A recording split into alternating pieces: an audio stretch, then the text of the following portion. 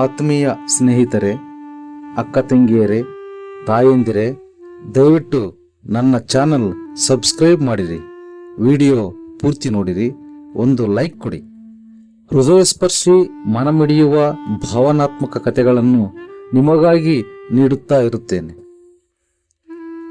ಒಂದು ಮನೆಯ ಮುಂದೆ ವಯಸ್ಸಾದ ಅಜ್ಜಿಯೊಬ್ಬಳು ನಿಂತು ಭಿಕ್ಷೆ ಬೇಡುತ್ತಿದ್ದಳು. ಒಳಗಿನಿಂದ ಗರ್ಭಿಣಿಯೊಬ್ಬಳು ಭಿಕ್ಷೆ ನೀಡಲು ಬಂದಳು. ಅಜ್ಜಿಯು ಆಕೆಗೆ ಕೇಳಿದಳು, ಮೊದಲ ಹೆರಿಗೆ ಏನಮ್ಮ? ಅದಕ್ಕೆ ಗರ್ಭಿಣಿಯು, ಹೌದು ಅಜ್ಜಿ, ಇದೇ ಮೊದಲ ಹೆರಿಗೆ, ಅದಕ್ಕೆ ಭಯ ಅನಿಸಿದೆ ಅಂದಳು.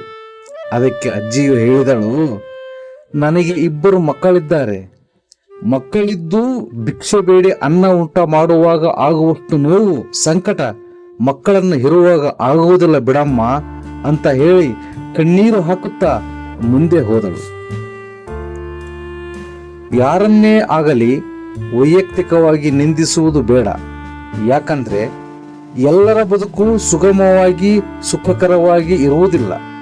ಅವರವರ ಕಷ್ಟಗಳು ಅವರಿಗೇ ಗೊತ್ತು. ನಿಂದಿಸುವ ಬದಲು ನಮ್ಮ ಕೈಲಾದಷ್ಟು ಸ್ಪಂದಿಸೋಣ. ಸ್ನೇಹಿತರೆ, ದಯವಿಟ್ಟು ನನ್ನ ಚಾನಲ್ ಸಬ್ಸ್ಕ್ರೈಬ್ ಮಾಡಿರಿ, ವಿಡಿಯೋ ಪೂರ್ತಿ ನೋಡಿರಿ, ಹಾಗೆ ವಿಡಿಯೋಗೆ ಒಂದು ಲೈಕ್ ಕೊಡಿ. ನಮಸ್ಕಾರಗಳು.